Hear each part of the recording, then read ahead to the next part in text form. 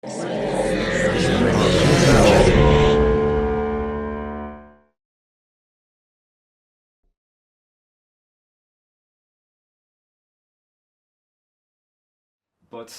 the more I work on my identity, the more I discover, understand that these labels are more like poles or landmarks in a more complex landscape, like some kind of a shapeless form that would define my identity. LGBT love, freedom, be ourselves. I really liked this. I love that it was very raw with these people sharing their real life stories, and this, is very vulnerable for them. So I appreciate them sharing their stories, and the fact that this is a community that needs more visibility. I liked that community was used a lot, the word community. And I like, as far as technically, the different lighting for each interviewee, some more colorful. And I love that this is a photography project and we get to see the pictures.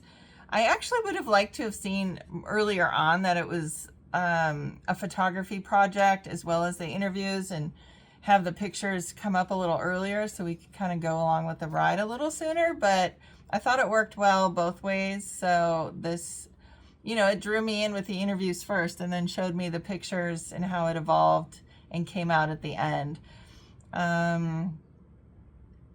I like that the point of this is to give more visibility, just like we see pictures of, heterosexual couples every day. This brings more visibility to this community. I thought it was simple and to the point as far as this is what it is, and at the end, like, this was what it was, and I thought it came across just very raw and real. So great job, and thank you for sharing.